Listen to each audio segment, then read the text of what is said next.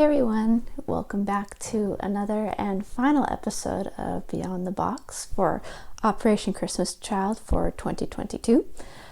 So if you're wondering what this has all been about, Operation Christmas Child is a project run by Samaritan's Purse that delivers gift-filled shoeboxes to children all around the world that are in either impoverished or war-torn situations. So pretty much what I've been doing for the Canadian branch of Operation Christmas Child is I've just been highlighting some of the countries that Canada sends to. For the last few years, there's been like about 7 or 8 countries. This year, about a month ago, they just had a brand new posting on their website of this lovely picture here showing that for 2022 shoeboxes, they're going to be delivering to 10 countries. The biggest one of note is the Ukraine, understanding the situation that's going on there. That was actually the first episode of Beyond the Box that I did earlier this year, kind of like just as a bonus episode, but it ties in. Canada will now be sending shoeboxes, I think, alongside the US as well. But another country that was added to our list this year is the Philippines. Yeah, the Philippines is a bit special to me because my best friend is a Filipina and I love her so much. So like usual, we'll get started on just a little bit of history in regards to the country's name. The name for the Philippines stems from the 16th century Spanish king Philip II, after explorer Ruy López de Villalobos visited the islands in 1543. Now, the capital for the Philippines is Manila, and the name Manila actually comes from the nilad tree. The tree has star-shaped flowers and is sometimes called the indigo tree because it produces blue dye. Now, this is not to be confused with the indigo plant found in El Salvador. The flag for the Philippines consists of a blue and red horizontal stripe with a white triangle on the left side. Inside the triangle is an image of the sun with a yellow star at each triangle point. The blue represents the willingness to sacrifice oneself for freedom, red is for courage, and white is for liberty. The sun and the stars stand for the various regions of the country. When the flag is flown upside down, it actually signifies that the country is in a state of war. And right now, this is the only nation to actually do that. Land-wise, the Philippines is a collection of islands that covers 300,000 square kilometers. There are a total of 7,641 islands altogether. Up until 2016, it was believed to only have 7,107, but then recent mapping discovered about 500 more. Despite this, the population primarily lives on 11 of those. Now, the country is the world's second largest archipelagic state by population and the third largest in terms of area. The Philippines is located along the Ring of Fire in the Pacific and is home to several destructive volcanoes. The nation is also home to a UNESCO site called the Rice Terraces. These terraces have existed for over 2,000 years.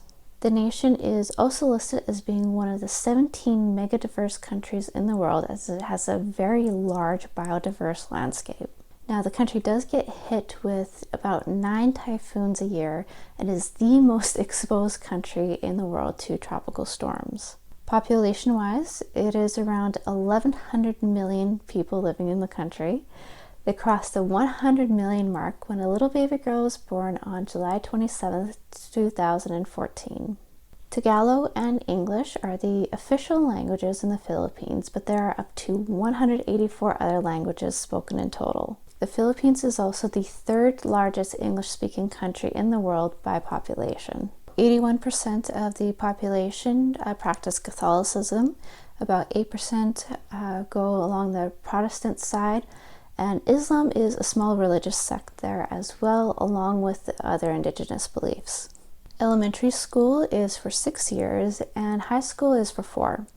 The University of Santo Tomas and the University of San Carlos are actually both older than Harvard University itself. Most of the students in the Philippine universities are actually female, and about 2/3 of all master's degrees and doctorates are awarded to the ladies.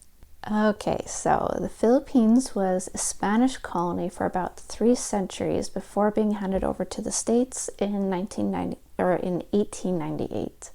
It was then occupied by the Japanese during World War II until U.S. forces retook the islands in 1944. But by 1946, the country finally actually gained its independence. The modern-day yo-yo was actually invented in the Philippines by Pedro Flores, who eventually sold the trademark to Dunkin' Yo-Yo Company. Yo-yo is an Ilocano word that means come back. Now, the country has seen several coups stemming from corruption allegations in its government. The first president to have served 2 terms was Ferdinand Marcos. He died in 1989 and actually has not been buried yet. The reason for the decades-long decision is that officials have been debating over whether he should be buried in the cemetery reserved for the past presidents and heroes of the country or not, just because of certain corruption allegations during his regime. Now, if you have actually met a Filipino, you would notice that they actually have a lot of Spanish last names, and that was because of an early 19th century decree requiring them to actually have one. When a child is born, parents will often use the name of a saint whose feast day they were born on. Now, something the Philippines is famous for is its colorful buses called the jeepneys. They are the cheapest and most popular form of public transport, but are slowly being phased out for other options. Saying someone lives out in the boonies is usually in reference to someone who lives in isolation away from the city, but that term actually is rooted in the Tagalog word bundak, which means mountains. In 2014, the title of Selfie Capital of the World was given to Makati City in Manila, beating out Manhattan in New York. The country is also considered the texting capital of the world, with over 450 million SMS messages being sent daily. Karaoke is well loved by Filipinos, and the sing-along system was actually developed by a Filipino inventor named Roberto del Rosario. Christmas lovers should rejoice at this next little factoid, as the Philippines hosts the longest Christmas season in the world. Festivities begin in September and run all the way till January. Basketball is actually the most popular sport in the Philippines, but when the fights of Manny Pacquiao are being televised, crime drops to almost 0 in the cities. Now, unfortunately, human trafficking is a big issue in the country. It is the 4th largest in terms of the number of children being sucked into it. Alright, so I did ask my bestie before making this video if there's anything she'd want people to know about concerning her country, and she said I should actually highlight the indigenous people there.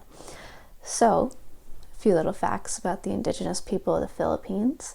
The Eta, or Negritos, as called by the Spaniards for their dark skin, are the area's earliest inhabitants and still live in nomadic tribes in the tropical forests till this day.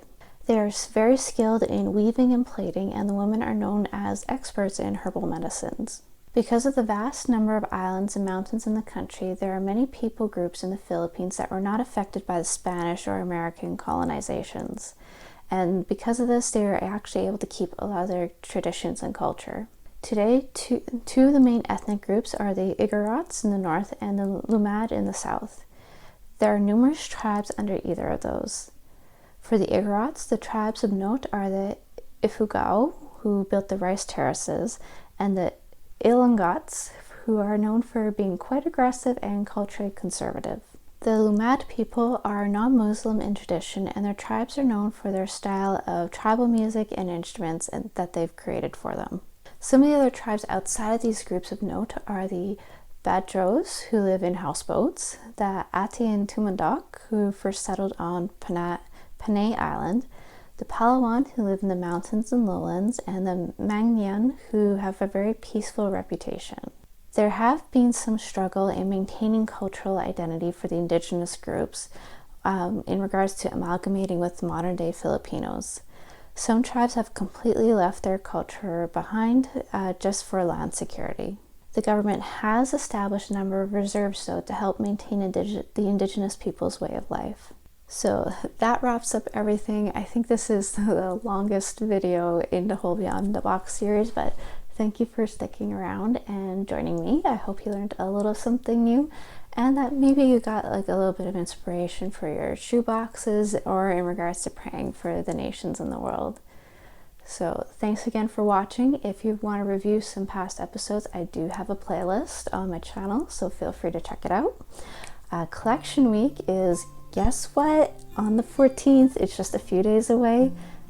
Now it's crunch time to get all our boxes packed together. If you need help finding drop-off locations, you can go on the Samaritan's Purse website and type in your address and it'll show you the closest ones to you. So thanks everyone for watching. Have yourselves a good day, happy shoeboxing, and stay blessed. Bye.